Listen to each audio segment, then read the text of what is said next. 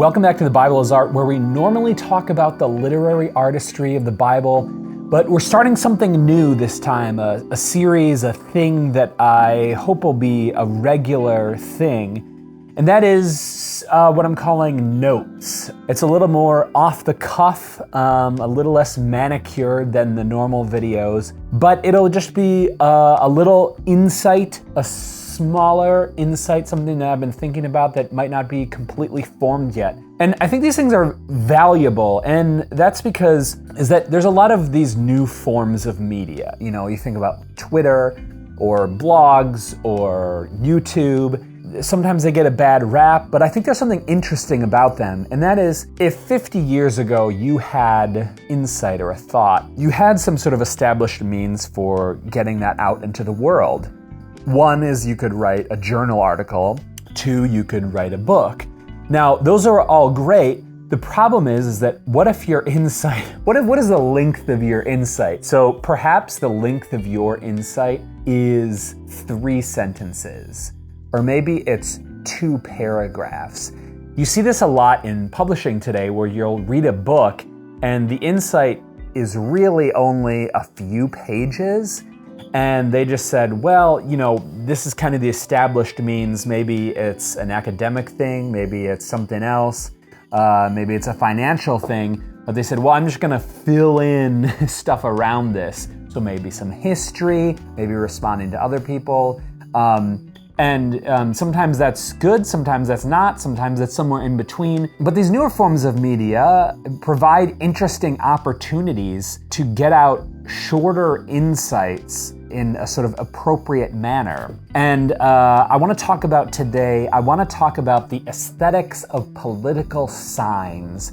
Not in the sense of what they look at, doing like a design critique or something about that, but of just sort of questions to ask when you're thinking about putting a political sign up, some things that you might not have considered. So I was driving to church and I saw all of these, Trump-Biden signs, and I was thinking about how they sort of visually function and in relation to the architecture. So I've just got like a random house here. Normally, if you're thinking about a political sign and putting it in your yard, the only question that you ask is, what candidate do I support? And then I put that sign in my yard.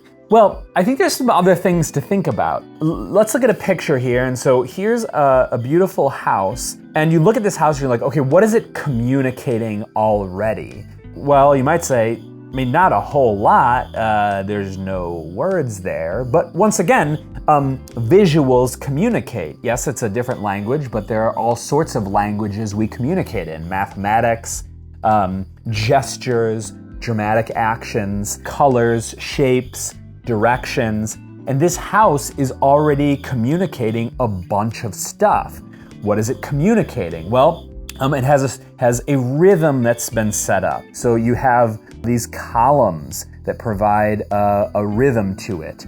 You have verticality that's focused in these 3 roof sections right here. You have axiality, right? So a horizontal direction. You have color palette that's set up with these different shades of this gray hue. You have this wraparound porch, which communicates something about how you're supposed to move around this space. So you have these rhythms, these patterns, harmonious patterns that are set up. You have these repeating triangles, and then you have these patterns of having these double windows set inside of them. So you have this beautiful, harmonious surface, this visual surface that's being communicated. So you have all of this information that's already there. Now, what happens when you add a sign? All of a sudden, the hierarchy of the visual surface changes. Before, what was the hierarchy? Well, the hierarchy is just the order, and we're gonna have a video on this next in the aesthetic series, Christian Guide to Beauty and Design. But hierarchy is one of those fundamental aesthetic principles. It's just that things are ordered in good design in terms of the things that you're supposed to look at first, second, third, and so on. So there's an orderliness to it that creates a peaceful interaction, a compelling interaction. Just like there's a hierarchy in architecture when you build a home. The largest shapes are, you've got those three triangles here, and then you've got this rectangular structure on the bottom, right? So you've got rectangle and triangles. So those are the first two pieces of the hierarchy. Then you move in, so let's just take one of these pieces, you say, so you've got the triangle, and you move in hierarchically, and then you've got a square here. And then you can move one in, and you get to the windows themselves, and then you get to each individual window, and then you get to individual panes. And so there's this beautiful hierarchy that's been set up already. And then if once you're done looking at there, you can look at the main body of the house, and once again, you have layers of hierarchies. So you've got the main facade or the structure here, then you've got, it's divided up into 1, 2, 3, 4, 5 subsections. And each of those subsections are organized into a higher section and a lower section. So you have all of these hierarchies in good design that exist, and then you introduce a sign, and that totally changes the aesthetics of this home, the visual hierarchies, what it's communicating. And you're introducing a whole nother language, namely words, which almost never exist at any other type of the year. Because now, the thing that you look at first is not any part of the home, but it's first the sign. So the sign all of a sudden becomes hierarchically number one. Now, you may or may not want to do that. My point is to say that understand, one, your home is already communicating something.